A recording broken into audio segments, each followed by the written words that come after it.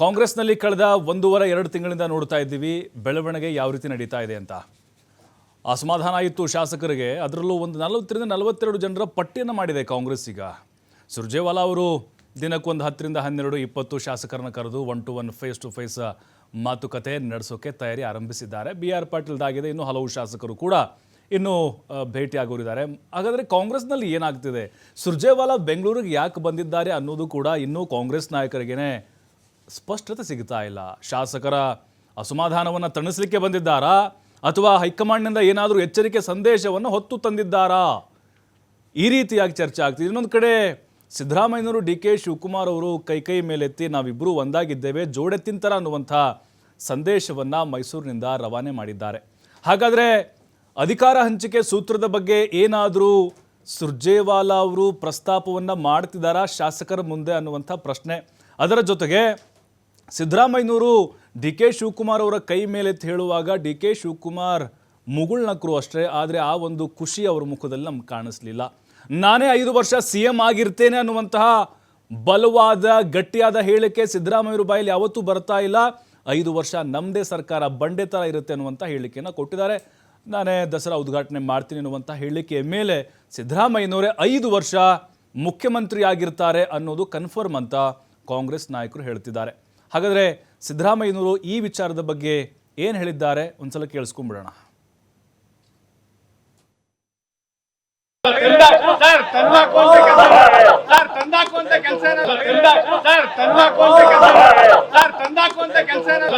ದಸರಾವನ್ನ ಈ ಬಾರಿ ಸಿದ್ದರಾಮಯ್ಯ ಉದ್ಘಾಟನೆ ಮಾಡ್ತೀರಾ ಅಂತ ಸರಿ. ಮತ್ತೆ ಬಿಜೆಪಿ ಅವರು ಇದಾರಲ್ಲ, ಸುಳ್ಳು ಹೇಳೋದ್ರಲ್ಲಿ ನಿಶ್ಚೀಮರು. ನಾನು ಇವನು ಚೆನ್ನಾಗೇ ಇದ್ದೀವಿ. ನೋಡಪ್ಪ, ಈ ಸರ್ಕಾರ 5 ವರ್ಷ ಬಂಡೆ ತರ ಭದ್ರವಾಗಿರುತ್ತದೆ.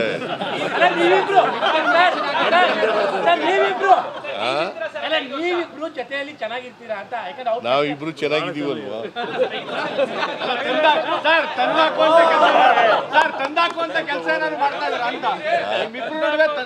ನೋಡಪ್ಪ, ಯಾರು ಹೇಳಿದ್ರು ನಾವು ಕೇಳಲ್ಲ. ಬಹಳ ಜನ ಸರ್ಕಾರ ಬಿದ್ದೋಗ್ಬಿಡ್ತದೆ, ಬಿದ್ದೋದ್ದ ನಮ್ ಸರ್ಕಾರ? ಬಿದ್ದೋದ್ದೇನ್ರಿ ನಮ್ ಸರ್ಕಾರ? ಬಿಡಲ್ಲ.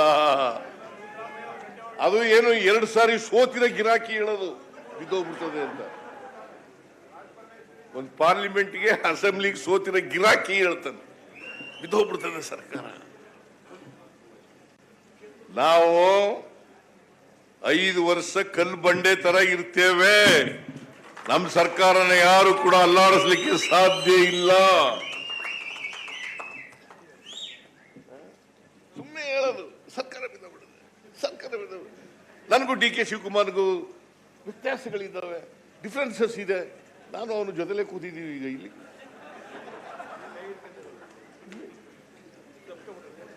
ಡಿಫ್ರೆನ್ಸ್ ಇದೆ. ಇವನು ಅದಕ್ಕೆ ಫೋಟೋ ಉದ್ದಕ್ಕೂ ತಪ್ಕೊಂಡಿರೋ ಫೋಟೋ ಹಾಕೋ ಬಂದವನೇ.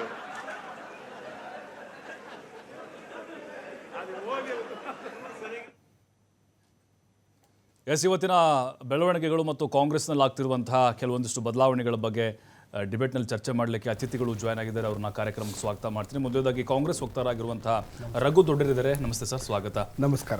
ಆಮ್ ಆದ್ಮಿ ಪಕ್ಷದ ವಕ್ತಾರರಾಗಿರುವಂತಹ ನಂಜಪ್ಪ ಕಾಳಿಗೌಡರಿದ್ದಾರೆ. ಗೌಡ್ರೆ ನಮಸ್ತೆ, ಸ್ವಾಗತ ನಿಮಗೆ. BJP ವಕ್ತಾರರಾಗಿರುವಂತಹ ಯದುಕುಮಾರ್ ಗೌಡ ಅವರು ಕೂಡ ಜಾಯ್ನ್ ಆಗಿದ್ದಾರೆ. ನಮಸ್ತೆ ಗೌಡ್ರೆ, ತಮಗೂ ಕೂಡ ಸ್ವಾಗತ.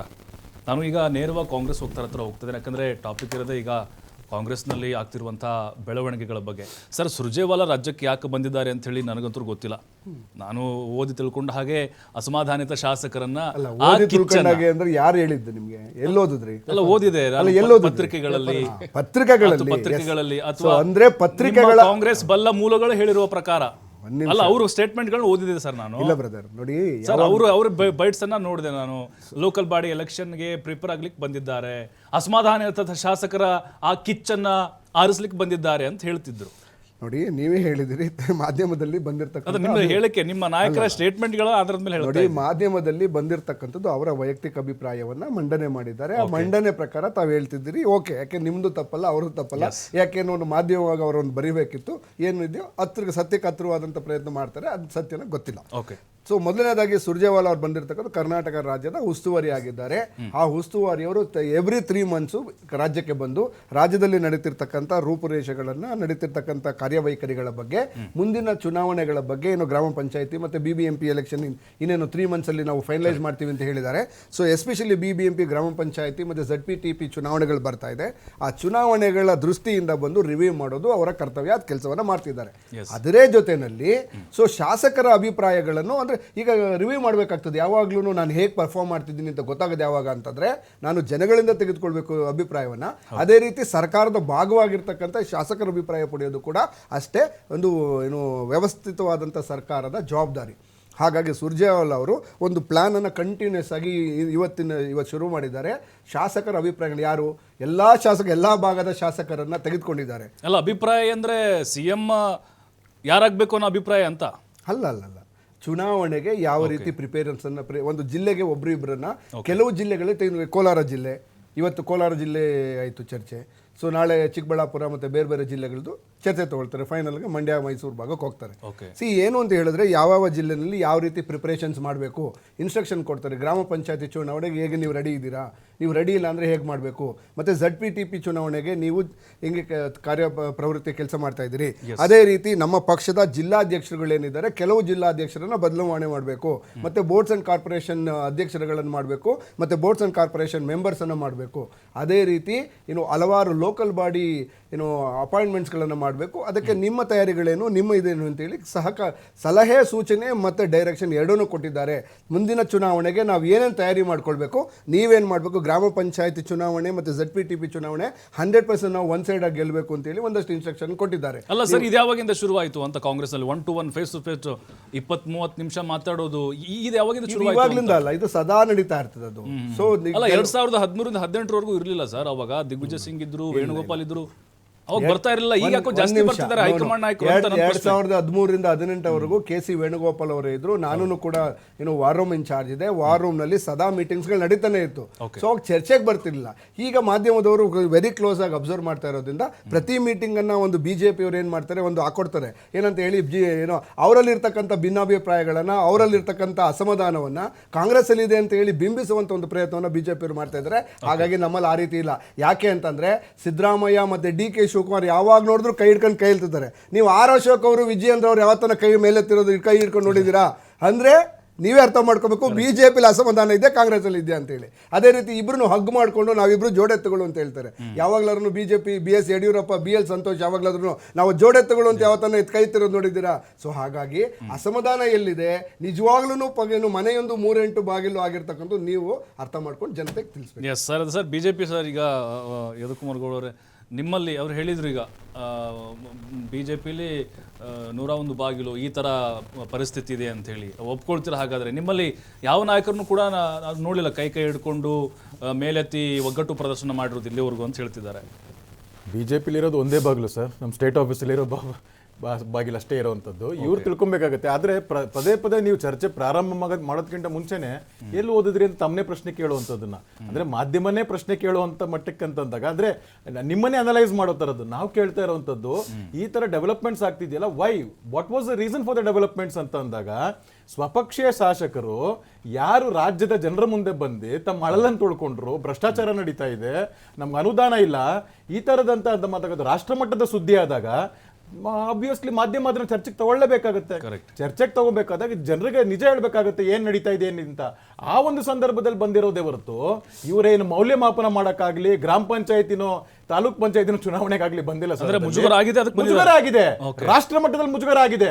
ತನ್ನ ಸ್ವಪಕ್ಷೀಯ ನಾಯಕ ಒಬ್ಬ ನನಗೆ ಅನುದಾನ ಸಿಗ್ತಾ ಇಲ್ಲ, ನನ್ನ ಒಂದು ಹೆಸರಿನ ಒಂದು ಇದಕ್ಕೆ ಇದಿಲ್ಲ, ಬೇರೆಯವರು ಮನೆ ಸ್ಯಾಂಕ್ಷನ್ ಮಾಡ್ಕೊಂಡ್ ಬರ್ತಾ ಇದ್ದಾರೆ, ನಾನೇನ್ ಮಾಡ್ಬೇಕು ಅಂತ ಅಂದ್ಬಿಟ್ಟು ಯಾರು ಹಿರಿಯ ಶಾಸಕರು 5-6 ಬಾರಿಗಿಂತ ಹೆಚ್ಚು ಶಾಸಕರು ಗೆದ್ದಿದ್ದಾರೆ 5-6 ಬಾರಿ, ಅವ್ರು ಹೇಳ್ತಾ ಇರೋಂಥದ್ದನ್ನ ಇದು ಇಷ್ಟೆಲ್ಲ ಹೇಳಿದ್ಮೇಲೂ ಕೂಡ ಈ ತರ ತಿಪ್ಪೆ ಸಾರಿಸೋ ಕೆಲಸನ ಕಾಂಗ್ರೆಸ್ ವಕ್ತಾರರು ಮಾಡ್ತಾ ಇರೋದು ಸರಿ ಇಲ್ಲ. ಯಾಕೆ ಅಂತಂದ್ರೆ ಇವ್ರು ಹೇಳ್ತಾ ಇದ್ರು ಕೈ ಹಿಡ್ಕೊಂಡೆ ಯಾವಾಗ್ಲೂ ಹೋಗ್ತಾ ಇದಂತ. ಸರ್, ಇದಕ್ಕಿಂತ ಮುಂಚೆ ಮೊದಲು ರ್ಯಾಲಿಗೆ ಹೋಗ್ಬೇಕಾದಾಗ ಇವರ ಒಂದು ಅಧ್ಯಕ್ಷರೇ ಪಾಪ ಇಬ್ಬರನ್ನು ಬಲವಂತವಾಗಿ ಕೈಯನ್ನು ಜೋಡಿಸಿ ಇಟ್ಕೊಂಡಿದ್ದಂಥದ್ದು. ಆದ್ರೆ ಇವ್ರು BJP ಬಗ್ಗೆ ಮಾತಾಡ್ತಾ ಇದ್ದಾರೆ. ನಾವು ಇದೇ ಜನ ಆಕರ್ಷಕ ಇದು ರ್ಯಾಲಿ ಮಾಡ್ದಾಗ ಆಗ್ಬೋದು, ಮೈಸೂರು ಚಲೋ ಮಾಡ್ದಾಗ ಆಗ್ಬೋದು, ಇದೇ ವಿಜೇಂದ್ರ ಅವರು, ಇದೇ ನಮ್ಮ ವಿರೋಧ ಪಕ್ಷದ ನಾಯಕರು ಜಂಟಿಯಾಗೇನೆ ಹೋಗಿದಂತದ್ದು. ಈ ಜಂಟಿಯಾಗಿ ಹೋಗಿದಂತದಕ್ಕೆ 14 ಸೈಟ್ ವಾಪಸ್ ಕೊಟ್ರು. ಈ ಜಂಟಿಯಾಗಿ ಹೋರಾಟ ಮಾಡಿದಂತ ಕಡೆ ಸದನದಲ್ಲಿ 89 ಕೋಟಿ ವಾಲ್ಮೀಕಿ ಹಗರಣ ಆಗಿದೆ ಅಂತ ಹೇಳಿದಂತದ್ದು ಓಕೆ ಜಂಟಿಯಾಗಿನೇ. ಸೊ ಇದಿರ್ಬೇಕಾದಾಗ ತಾವು ರಾಜ್ಯದ ಜನರಿಗೆ ಹೇಳ್ಬೇಕಾಗತ್ತೆ, ನಾವು ಆಡಳಿತ ಮಾಡೋದ್ರಲ್ಲಿ ಸೋತಿದ್ದೀವಿ, ಶಾಸಕರಿಗೆ ಅನುದಾನ ಕೊಡೋದ್ರಲ್ಲಿ ಸೋತಿದ್ದೀವಿ, ನಾವು ಅಭಿವೃದ್ಧಿ ಮಾಡೋದ್ರಲ್ಲಿ ಸೋತಿದ್ದೀವಿ.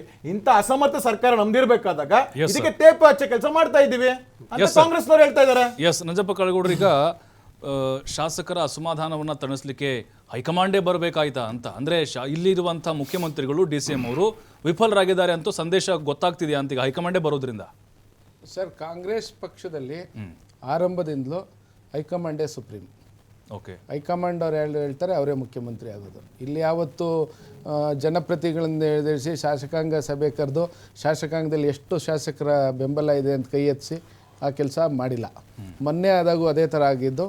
ಮೊನ್ನೆ ಆದಾಗ ದೆಹಲಿಗೆ ಹೋದಂಥ ಮುಖ್ಯಮಂತ್ರಿಗಳು ಮತ್ತು ಉಪಮುಖ್ಯಮಂತ್ರಿಗಳು ಅಲ್ಲಿನ ಹೈಕಮಾಂಡ್ ಜೊತೆ ಏನು ಮಾತಾಡ್ಕೊಂಡು ಬಂದರು, 2060ನ 2040ನ 25-25ನ 50-50ನ ಯಾರಿಗೂ ಗೊತ್ತಿಲ್ಲ.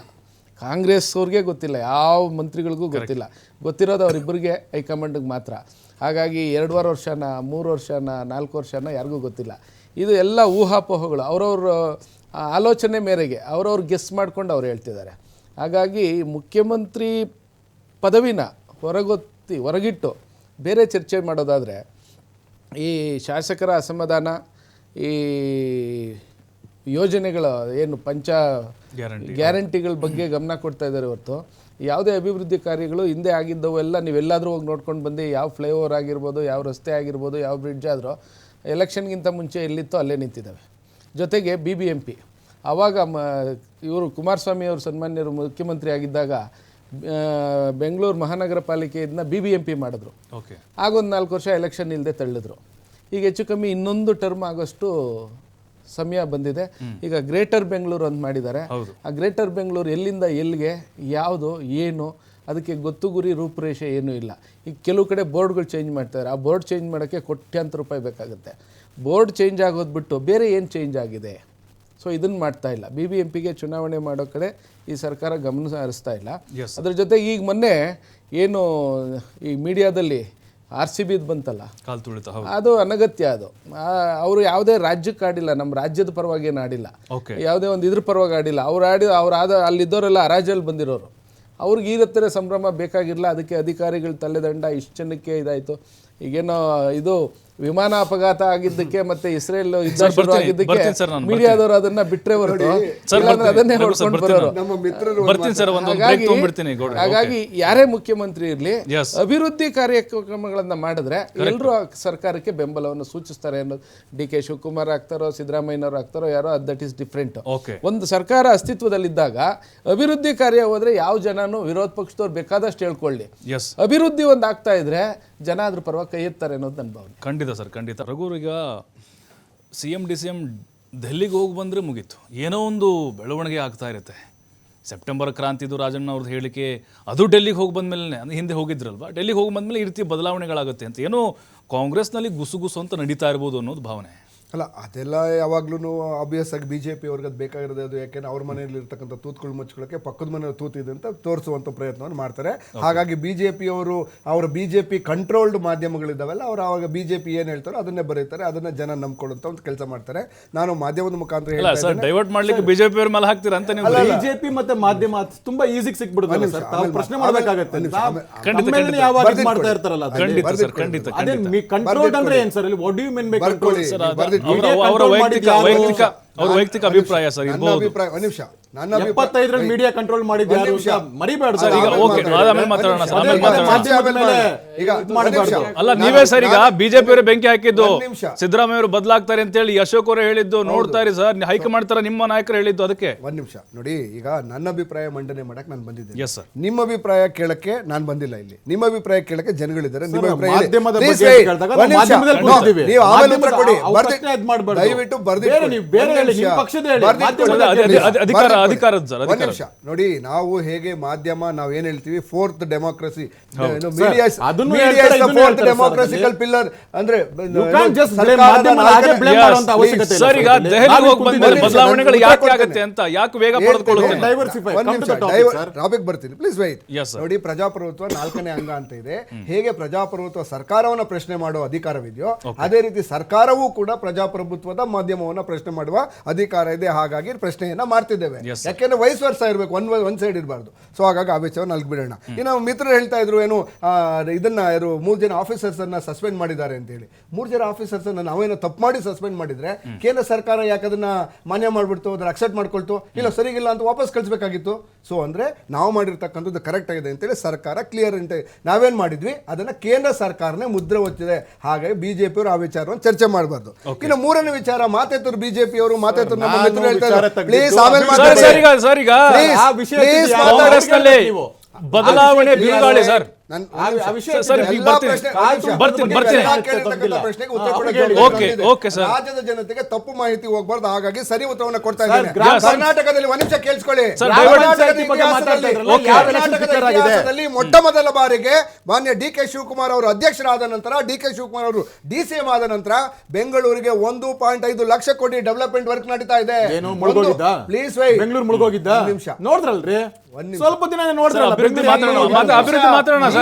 ಬಿಜೆಪಿ ಕಾಲದಲ್ಲಿ ಲೊಂಬಾರ್ಗಿನಿ ದೊಡ್ಡ ದೊಡ್ಡ ಕಾರುಗಳು ತೇಲ್ತಾ ಇದ್ದನ್ನ ನೀವೇ ತೋರಿಸಿದ್ರಿ ಮಾಧ್ಯಮದಲ್ಲಿ. ಬೆಂಗಳೂರನ್ನು ಮುಳುಗಿಸ್ತಾ ಇದ್ದಾರೋ ಇದೇ ಬಿಜೆಪಿ ಶಾಸಕರ ಕ್ಷೇತ್ರದಲ್ಲಿ ಮುಳುಗ್ತಾ ಇರೋದು. ಯಾಕೆ ಕಾಂಗ್ರೆಸ್ ಶಾಸಕರ ಕ್ಷೇತ್ರದಲ್ಲಿ ಯಾಕೆ ಫ್ಲಡ್ ಆಗ್ತಾ ಇಲ್ಲ? ಇಲ್ಲಿ ಒಂದ್ ನಿಮಿಷ ಪ್ಲೀಸ್. ಇಲ್ಲಿವರೆಗೂ ಕಳೆದ 15-25 ವರ್ಷದಿಂದ ಅಧಿಕಾರದಲ್ಲಿರ್ತಕ್ಕಂಥ ಬಿಜೆಪಿ ಶಾಸಕರು ಯಾಕೆ ಈ ನೀರನ್ನ ಮುಳುಗಿಸೋದಕ್ಕೆ ತಡಿತಾ ಇಲ್ಲ? ಎಲ್ಲಾ ಮುಳುಗಿರ್ತಕ್ಕಂಥದ್ದು ಬಿಜೆಪಿ ಶಾಸಕರು ಇರ್ತಕ್ಕಂಥದ್ದು. ಬೊಮ್ಮನಹಳ್ಳಿ ಇರ್ಬೋದು, ಯಲಹಂಕ ಇರ್ಬೋದು, ಇರ್ಬೋದು, ಅನಾಹುತ ಮಾತಾಡೋಣ ಸರ್. ಖಂಡಿತ ನಿಮ್ ಕನ್ಸರ್ನ್ ಮಹದೇವಪುರ. ಗೊತ್ತಾಗುತ್ತೆ. ಇಷ್ಟು ಕ್ಷೇತ್ರದಲ್ಲಿ ಏನು ಮುಳುಗ್ತಾ ಇದೆ ಅದೆಲ್ಲ ಬಿಜೆಪಿ ಕ್ಷೇತ್ರದಲ್ಲಿ, ಬಿಜೆಪಿ ಶಾಸಕರು ಇರ್ತಕ್ಕಂಥ ಕ್ಷೇತ್ರದಲ್ಲಿ ಮುಳುಗೋಗಿದೆ. ಆಮೇಲೆ ಮಾತಾಡೋಣ, ಮತ್ತೆ ಡೆವಲಪ್ಮೆಂಟ್ ಬಗ್ಗೆ ಡೈವರ್ಟ್ ಅನ್ನ ಮಾಡ್ತಾ ಇರೋದು. ಅವರು ಪ್ರಶ್ನೆಯನ್ನ ಕೇಳಿದ್ದಕ್ಕೆ ನಾನು ಉತ್ತರವನ್ನ ಕೊಟ್ಟಿದ್ದೇನೆ. ಮಳೆಯಲ್ಲಿ ಮುಳುಗಿಸಿದ್ದು ಬಿಜೆಪಿ ಶಾಸಕರು. ಹಾಗಾಗಿ ತಪ್ಪನೇನಾದ್ರೂ ಬ್ಲೇಮ್ ಮಾಡೋದಾದ್ರೆ ಬಿಜೆಪಿ ಶಾಸಕರನ್ನ ಬ್ಲೇಮ್ ಮಾಡಿ, ಅದು ಮುಗೀತು. ಎರಡನೇ ವಿಚಾರ, ಕರ್ನಾಟಕ ಕಾಂಗ್ರೆಸ್ ನಲ್ಲಿ ಏನು ಕ್ರಾಂತಿ ನಡೀತಾ ಇಲ್ಲ.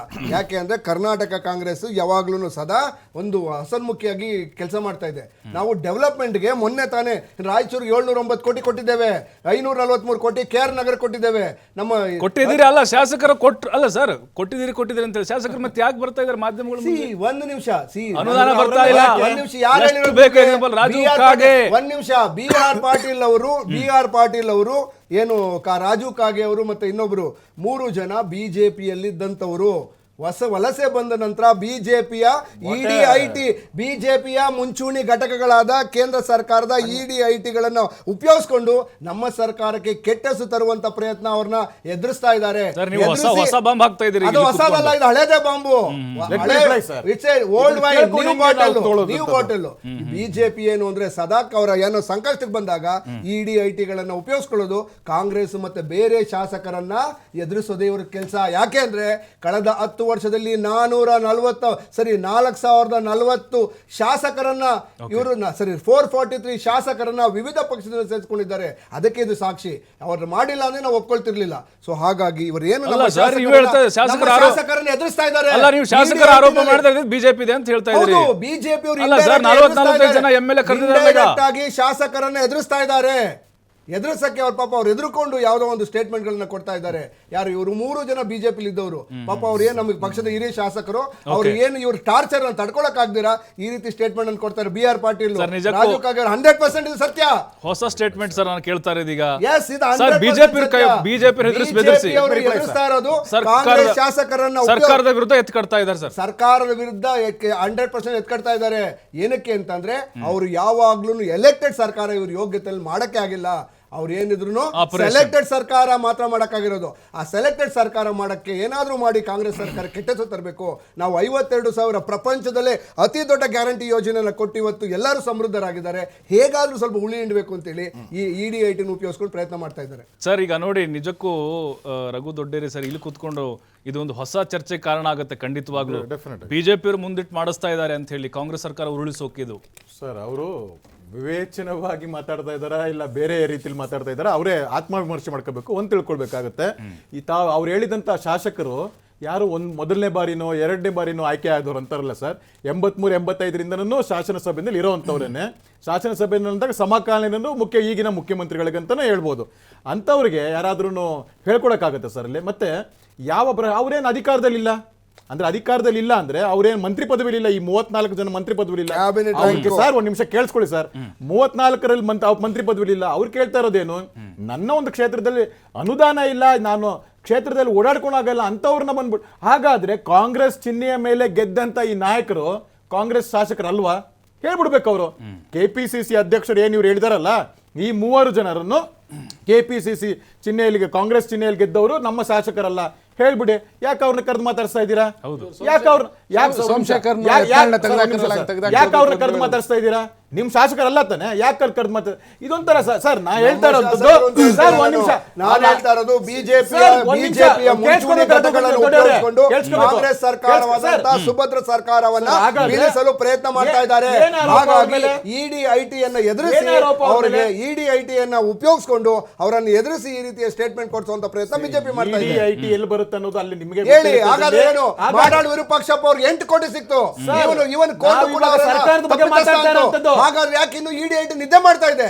ED-IT ಅವ್ರ ಮೇಲೆ ಕ್ರಿಯೇಟ್ ಮಾಡಿಲ್ಲ. ಈ ಸೆಲೆಕ್ಟೆಡ್ ಡಿಸ್ಕ್ರಿಮಿನೇಟೆಡ್ ಅಟ್ಯಾಕ್ ಇದೆಯಲ್ಲ, it is purely BJP agenda, propaganda. Operation ಕಮಲದ ಒಂದು ಭಾಗ ಅಷ್ಟೇ ಇದು. ಆಪರೇಷನ್ ಕಮಲ ಭಾಗಕ್ಕೆ ಪ್ರಯತ್ನ ಮಾಡ್ತಾ ಇದ್ದಾರೆ. ಒಪ್ಕೋತ ಸರ್, ಅವ್ರು ನೋಡೋಣ ಸರ್, ಈಗ ಒಪ್ಕೊಂಡಿದ್ದಾರೆ ಅವರು 100% ಒಪ್ಕೊಂಡಿದ್ದಾರೆ. ಯಾಕೆ ಅಂದ್ರೆ ಮಾಡಾಳು ವಿರೂಪಾಕ್ಷಪ್ಪ ಅವ್ರ ಮೇಲೆ ಆಕ್ಷನ್ ತಗೊಂಡಿದ್ರೆ, ಮಾಡಾಳು ವಿರೂಪಾಕ್ಷಪ್ಪ ಅವ್ರ ಮೇಲೆ ED ಕೇಸ್ ರಿಜಿಸ್ಟರ್ ಮಾಡಿದ್ರೆ ಇವತ್ತು ನಾವು ಒಪ್ಕೊಳ್ತಿದ್ವಿ ಬಿಜೆಪಿ ಸರ್ಕಾರ ಸರಿಗಿರ್ತದೆ ಅಂತ. ಬಿಜೆಪಿ ಸರ್ಕಾರ ಒಂದು ಬೇಸರದ ಸಂಗತಿ. ಹೌದು, ಕರೆಕ್ಟ್ ಅಲ್ಲ ಸರ್. ಈಗ ನೀವಲ್ಲ ಸರ್, ಅಭಿವೃದ್ಧಿ ವಿಚಾರವಾಗಿ ಅನುದಾನ ಕೊಡಿ ಅಂತ ಸರ್ಕಾರ ಕೇಳಿದ್ರೆ ನೀವು ಬಿಜೆಪಿ ಮೇಲೆ ಎತ್ತ ಹಾಕ್ತಾ ಇದ್ದೀರಿ. ತಪ್ಪಿಸಿಕೊಳ್ತಾ ಇದ್ದೀರಿ ಸರ್, ತಪ್ಪಿಸಿಕೊಳ್ತಾ ಇದ್ದೀರಿ ಸರ್. ನಾವು ಅನುದಾನವನ್ನ ಎಲ್ಲರಿಗೂ ಕೊಟ್ಟಿದ್ದೇವೆ, ಪ್ರತಿಯೊಬ್ಬರು ಶಾಸಕರುಗಳಿಗೂ ಇಷ್ಟಿಷ್ಟೇ ಅಂತ ಅನುದಾನವನ್ನು ಕೊಟ್ಟಿದ್ದೇವೆ. ನಿಮ್ಮ ED-IT ಒಂದು ಕಾಲುವೆ ಮಾಡಕ್ ಆಗ್ತಾ ಇಲ್ಲ ಅಂತ ಹೇಳ್ತಾರೆ. ED-IT ಇವತ್ತು ಎದುರಿಸ್ತಾ ಇದ್ದೀರಾ ಈ ಸುಭದ್ರ ಸರ್ಕಾರವನ್ನ ಹೇಗಾದ್ರೂ ಮಾಡಿ ಬೀಳಿಸಬೇಕು ಅಂತ ಹೇಳಿ. ಅಸಮರ್ಥ ವಿರೋಧ ಪಕ್ಷದ ನಾಯಕರು, ಅಸಮರ್ಥ ವಿರೋಧ ಪಕ್ಷದ ನಾಯಕರು, ನೀವು ಸಮರ್ಥರಾಗಿ ವಿರೋಧ ಪಕ್ಷದ ಕೆಲಸ ಮಾಡಿದ್ರೆ ಇವತ್ತು ನಾವು ರಾಜ್ಯಕ್ಕೆ ಇನ್ನೂ ಅತ್ಯುತ್ತಮವಾದ ಕೆಲಸ ಮಾಡಬಹುದು. ಯಾವ ಅತ್ಯುತ್ತಮ ಕೆಲಸ ಮಾಡಿದ್ದೀವಿ? ಏನ್ ಮಾಡಿಲ್ಲ ಹೇಳಿ, ಏನ್ ಮಾಡಿಲ್ಲ? ಜನ ಬರ್ತಾ ಇದ್ರು, ಯಾರು ಜನಗಳು ಯಾರು ಬರ್ತಾ ಇಲ್ಲ, ಬಿಜೆಪಿ ಜನಗಳು ಯಾರು ಬರ್ತಾ ಇಲ್ಲ. ಸ್ವಪಕ್ಷೀಯ ಶಾಸಕರು ಬರ್ತಾ ಇದ್ದಾರೆ. ಒಂದ್ ನಿಮಿಷ, ಬೆಳಿಗ್ಗೆ ಜಗಳ ಆಡ್ತಿದ್ದಾರೆ. ಇದೇ ಯತ್ನಾಳು, ಇದೇ ಏನು ಮಧು ಬಂಗಾರಪ್ಪ, ಇದೇ ಅರವಿಂದ್ ಲಿಂಬಾವಳಿ,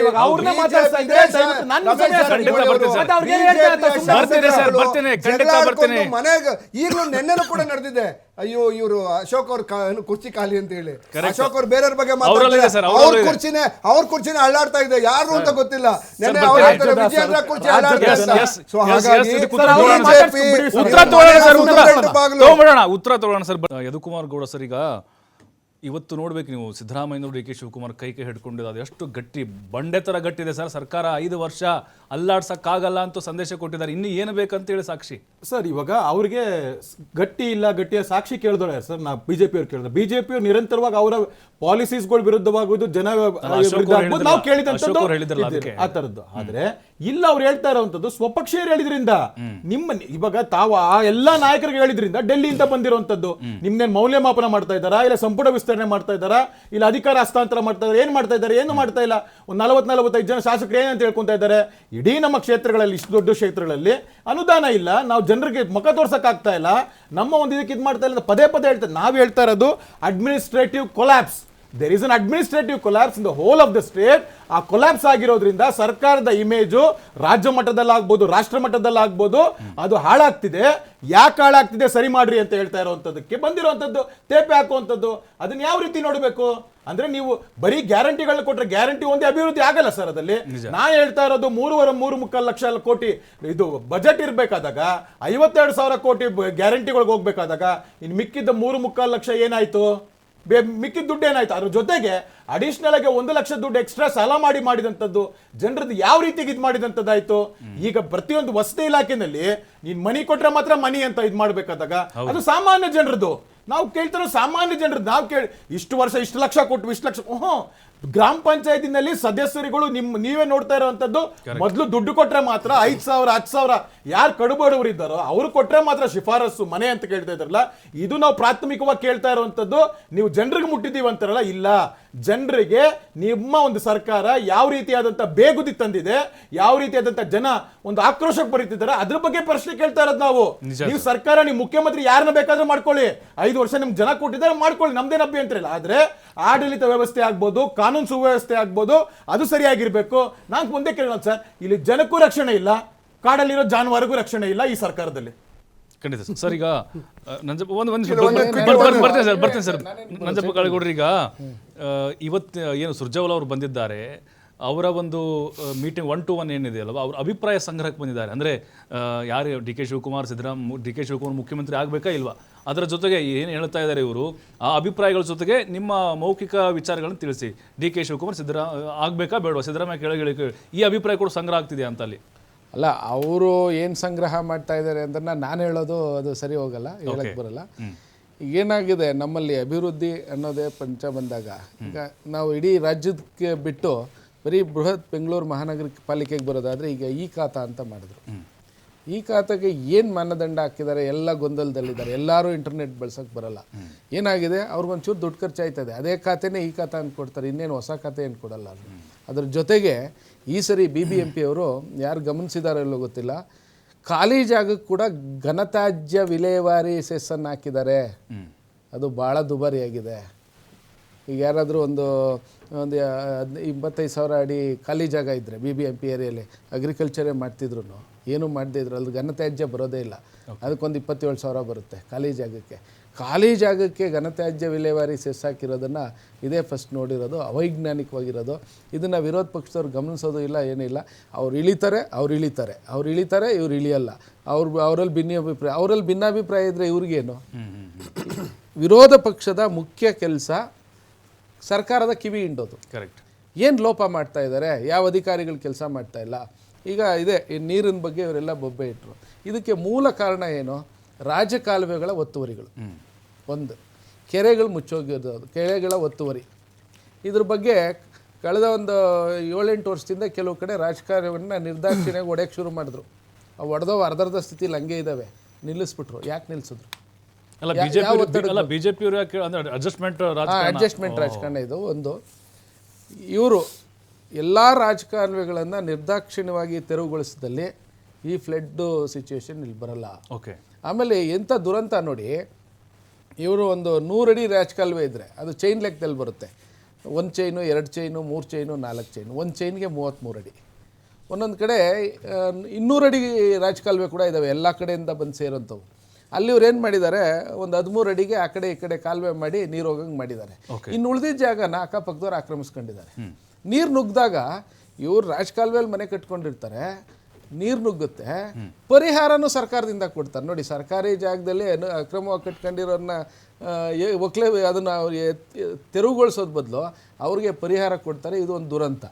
ಹಾಗಾಗಿ ನಿರ್ದಾಕ್ಷಿಣ್ಯ ಕ್ರಮ ಆಗಬೇಕು, ಇವ್ರು ಮಾಡಲ್ಲ. ಆಮೇಲೆ ಮಾಡೋಕ್ಕೂ ಇಲ್ಲಿ ಇನ್ನೊಂದೇನಾಗಿದೆ ಅಂದರೆ, ಆಡಳಿತ ಯಂತ್ರ ಕುಸಿಯೋಕ್ಕೆ ಮುಖ್ಯ ಕಾರಣ ಪ್ರಮುಖ ಠಾಣೆಗಳ ಪೊಲೀಸ್ ಇನ್ಸ್ಪೆಕ್ಟರ್ಗಳು, ಪೊಲೀಸ್ ಅಧಿಕಾರಿಗಳು, ಉಪನೋಂದಣಾಧಿಕಾರಿಗಳು, ವಿವಿಧ ಇಲಾಖೆಯಲ್ಲಿ ಏನು ಕಾರ್ಯನಿರ್ವಹಿಸುವಂಥ ಅಧಿಕಾರಿಗಳು ಲಂಚ ಕೊಟ್ಟು ಬರ್ತಾರೆ ಆಯಕಟ್ಟಿನ ಸ್ಥಳಗಳಿಗೆ. ಅವ್ರು ಲಂಚ ತೊಗೊಂಡು ಅವ್ರ ದುಡ್ಡು ರಿಕವರಿ ಮಾಡ್ತಾ ಇರೋದು ನೋಡ್ತಾರೆ ಹೊರತು ಅಭಿವೃದ್ಧಿ ಕಡೆ ಗಮನ ಕೊಡಲ್ಲ. ಅದ್ರ ಜೊತೆಗೆ ಇವ್ರದ್ದು ಶಾಮಿಲ್ ಇರ್ತದೆ, ಯಾರು ಶಾಸಕರು ಹಾಕಿರ್ತಾರಲ್ಲ ಅವ್ರದ್ದು ಇರ್ತದೆ. ಈಗ BBMPಲಿ ಶಾಸಕರು ಇಲ್ಲದೆ, ಇವರು ಸ್ಥಳೀಯ ಪ್ರತಿನಿಧಿಗಳೇ ಇಲ್ಲದೆ ಇರೋದ್ರಿಂದ ಯಾರು ಎಲ್ಲಿ ಎಷ್ಟು ಕೆಲಸ ಮಾಡ್ತಾರೆ ಅದನ್ನು ಎಕ್ಸಾಮಿನ್ ಮಾಡೋರು ಯಾರು, ಬಿಲ್ ಪಾಸ್ ಮಾಡೋರು ಯಾರು, ಯಾರೂ ಗೊತ್ತಿಲ್ಲ. ಈ BBMP ಅವ್ರ ಹತ್ರ ಈಗ ಟೋಟಲ್ ಬೆಂಗಳೂರಲ್ಲಿ ಎಷ್ಟು ಆಸ್ತಿಗಳಿದ್ದಾವೆ, ಅದರಲ್ಲಿ ಕಮರ್ಷಿಯಲ್ ಎಷ್ಟು, ರೆಸಿಡೆನ್ಷಿಯಲ್ ಎಷ್ಟು, ಬಾಡಿಗೆ ಕೊಟ್ಟಿರೋದು ಎಷ್ಟು ಟ್ಯಾಕ್ಸ್ ಬರಬೇಕು ಅನ್ನೋದ್ರ ಹತ್ರ ಸ್ಟ್ಯಾಟಿಸ್ಟಿಕ್ಸೇ ಇಲ್ಲ. ಯಾರೋ ಪಾಪ ಲೋನ್ ಪರ್ಪಸ್ಗೆ ಅವರು ಇರೋರು 5% ಡಿಸ್ಕೌಂಟು ಅನ್ನೋರು ಹೋಗಿ ಆನ್ಲೈನಲ್ಲಿ ಪೇ ಮಾಡಿಬಿಡ್ತಾರೆ. ಉಳಿದವರು ಯಾರು ಕಟ್ಟಿಲ್ಲ, ಈಗ 20 ವರ್ಷದಿಂದ 30 ವರ್ಷದಿಂದ ಟ್ಯಾಕ್ಸ್ ಕಟ್ಟಿರೋರು ಕಟ್ಟೇ ಇಲ್ಲ, ಅವ್ರು ಖಾತೆ ಕೊಟ್ಟಿಲ್ಲ, ಅವ್ರು ಟ್ಯಾಕ್ಸ್ ಇಲ್ಲ, ಅವ್ರಿಗೆಲ್ಲ ಅನುಕೂಲನೂ ಕೊಡ್ತಾರೆ. ಓಕೆ. ಸೊ ಹಾಗಾಗಿ ಇದನ್ನ ಹೋಗ್ಲಾಡಿಸ್ಲಿಕ್ಕೆ ಇವ್ರು ಯಾರು ಕ್ರಮ ತಗೊಳ್ಳೋದೇ ಇಲ್ಲ. ಮೊದಲನೇದಾಗಿ ನಮ್ಮ ಮಿತ್ರ ಹೇಳ್ತಾ ಇದ್ರು, ರಾಜ್ಯದಲ್ಲಿ ಕಾನೂನು ಸುವ್ಯವಸ್ಥೆ ಕುಸ್ತೋಗಿದೆ ಅಂತೇಳಿ. ರಾಜ್ಯದಲ್ಲಿ ಕಾನೂನು ಸುವ್ಯವಸ್ಥೆ ಕುಸ್ತೋಗ್ಬಿಟ್ಟಿದ್ರೆ ನಿಮ್ಮದೇ ಕೇಂದ್ರ ಸರ್ಕಾರ NCRB ರೆಕಾರ್ಡ್ ಪ್ರಕಾರ ನಮಗೆ Bengaluru is the safest city, number 1 city in India ಅಂತ ಯಾಕೆ ಕೊಡ್ತಾ ಇದ್ರು, ಮುದ್ರೆ ಒತ್ತುತ್ತಾ ಇದ್ರು? ಕರೆಕ್ಟ್. ಮೊನ್ನೆ ಕೊಟ್ಟಿದ್ದಾರೆ, ಹೌದಾ ಇಲ್ಲ?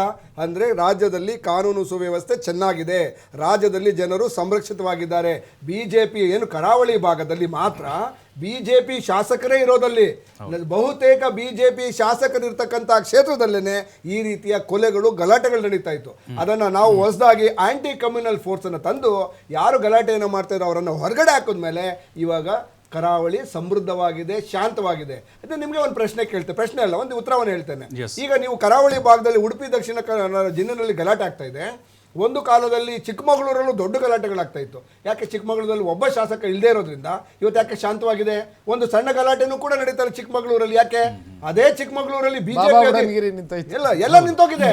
ಯಾಕೆ ಅಂದ್ರೆ ಬಿಜೆಪಿ ಶಾಸಕರೇ ಈ ರಾಜ್ಯದ ಒಂದು ಶಾಪಗ್ರಸ್ತ ನಾಯಕರು ಏನು ಅಂದ್ರೆ ಇನ್ಸ್ಟಿಗೇಟ್ ಮಾಡ್ತಾರೆ, ಕಾನೂನು ಸುವ್ಯವಸ್ಥೆಯನ್ನು ಕೈಗೆತ್ತಿಕೊಂಡು ಹಾಳು ಮಾಡುವಂತ ಕೆಲಸ ಮಾಡ್ತಾ ಇದ್ರು. ಇದೇ ಸೂಲಿಬೆಲೆ ಮೊನ್ನೆ ಮಾತಾಡ್ತಾ ಇದ್ರು, ಇದೇ ಹೇಳಿದ್ರೆ ನಿಮ್ಗೆ ತಾಕತ್ತಿದ್ರೆ ಹೇಳಿ. ಮೊನ್ನೆ ನಾವೇ ಸವಾಲು ಹಾಕಿದ್ದೇವೆ, ನಿನಗೆ ತಾಕತ್ತಿದ್ರೆ ನಾವು ಗಡಿಪಾರು ಮಾಡಿದ್ದೇವೆ, ನಿನ್ನ ತಾಕತ್ತಿದ್ರೆ ಬಂದ್ಬಿಟ್ಟು ನೀನು ಆಂಟಿ ಕಮ್ಯುನಲ್ ವರ್ಡ್ಸ್ ಕಾನೂನು ಬಾಹಿರ ವರ್ಡ್ ನೀನು ತಾಕತ್ತಿದ್ರೆ ಮಾತಾಡು ಅಂತ ಬಾಯಿ ಮುಚ್ಕೊಂಡು ಬಾಲದನ್ನ ಏನು ನಾಯಿ ಬಾಲ ಮುದ್ಕೊಂಡು ಹೇಗೆ ಮುದ್ಕೊಂಡಿದ್ದಾರೆ.